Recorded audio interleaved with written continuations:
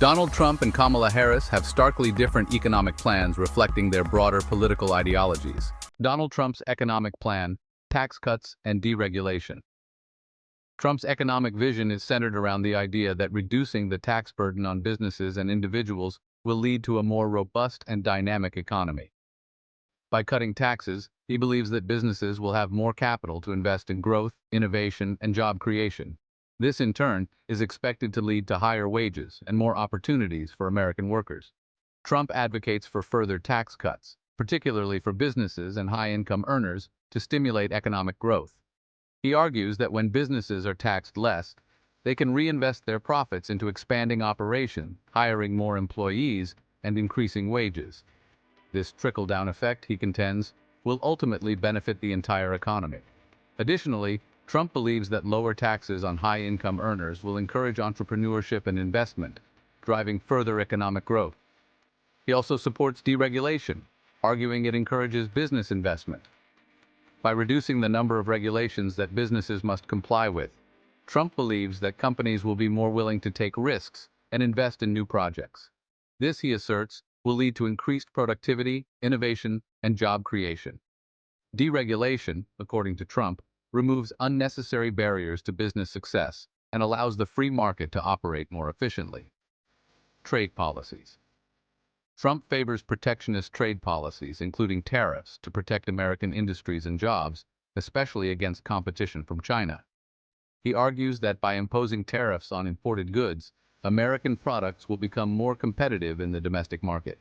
This, he believes, will lead to increased demand for American-made goods, boosting domestic manufacturing and preserving jobs. Trump's trade policies are aimed at reducing the trade deficit and ensuring that American workers are not disadvantaged by unfair trade practices. Energy independence emphasizes the expansion of fossil fuel production, including oil and coal, to achieve energy independence and boost jobs in these sectors.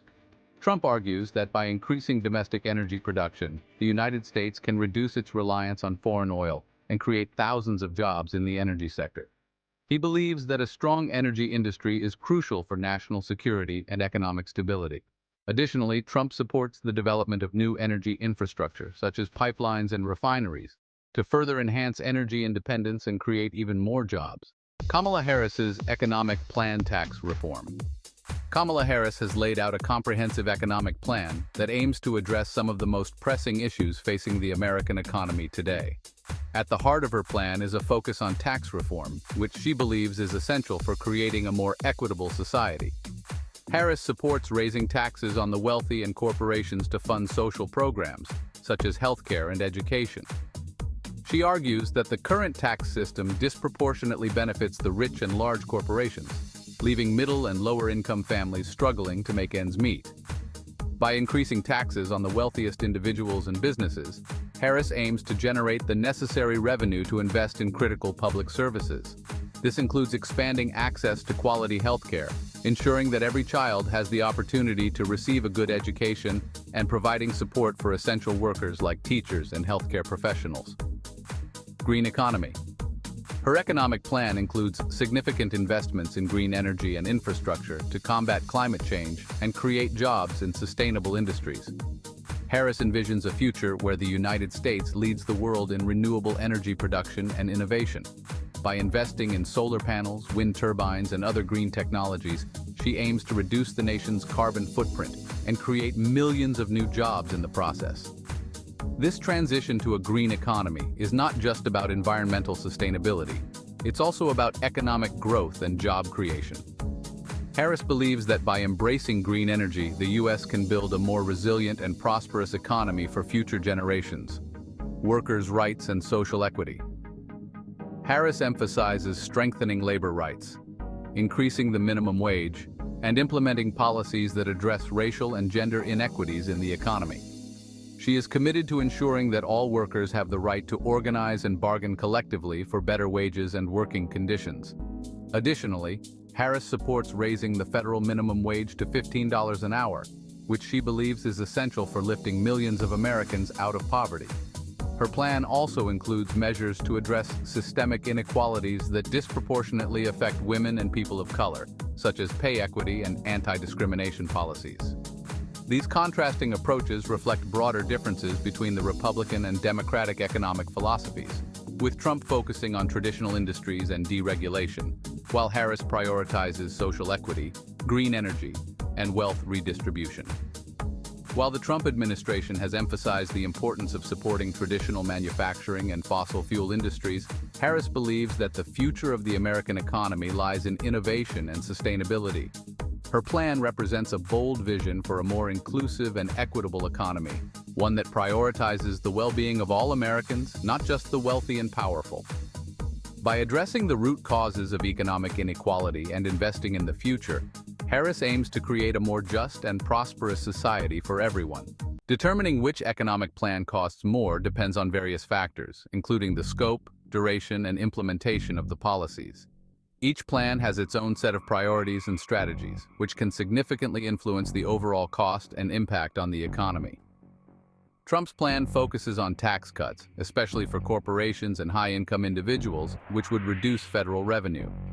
The idea behind these tax cuts is to stimulate investment and spending by the private sector, theoretically leading to job creation and economic expansion. However, Trump argues this would spur economic growth, offsetting the cost.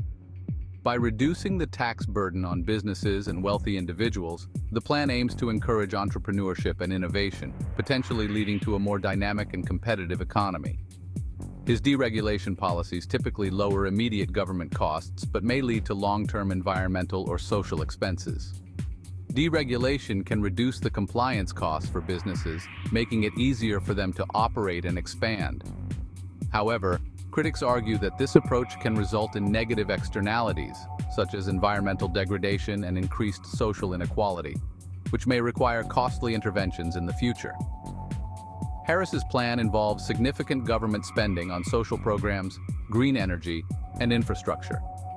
This approach is designed to address systemic issues such as climate change, income inequality, and inadequate public services. By investing in these areas, the plan aims to create a more sustainable and equitable economy. This would require substantial federal investment, funded by increasing taxes on the wealthy and corporations. The rationale is that those who have benefited the most from the current economic system should contribute more to the public good. This increased revenue would be used to fund programs that benefit a broader segment of the population, potentially leading to a more balanced and inclusive economy. The immediate cost would likely be higher, but proponents argue it could lead to long-term economic benefits and social equity. By addressing critical issues such as healthcare, education, and renewable energy, the plan aims to create a foundation for sustained economic growth and improved quality of life for all citizens. In the long run, these investments could reduce the need for costly remedial measures and create a more resilient and adaptable economy. Comparing the costs of these two plans requires a nuanced understanding of their long-term implications. While Trump's plan may offer short-term economic boosts through tax cuts and deregulation, the potential long-term costs related to environmental and social issues cannot be ignored. On the other hand, Harris's plan demands significant upfront investment but aims to address foundational problems that could yield substantial long-term benefits. Ultimately, the choice between these plans depends on one's priorities and vision for the future. Those who prioritize immediate economic growth and reduced government intervention may favor Trump's approach. Conversely, those who value long-term sustainability and social equity may find Harris's plan more appealing. Both plans have their merits and drawbacks, and the true cost will only become apparent over time as their impacts unfold. In conclusion, the debate over the costs of these economic plans is complex and multifaceted. It involves not only financial considerations, but also ethical and philosophical questions about the role of government, the distribution of wealth, and the kind of society we want to build. As voters and policymakers weigh these options, it is crucial to consider both the immediate and long-term consequences of each approach. Conclusion: Harris's plan would likely have a higher upfront cost due to increased government spending on social and environmental initiatives, while Trump's plan could result in lower immediate costs but potentially higher long-term economic disparities and environmental costs. Don't forget to subscribe for more updates and in-depth analyses.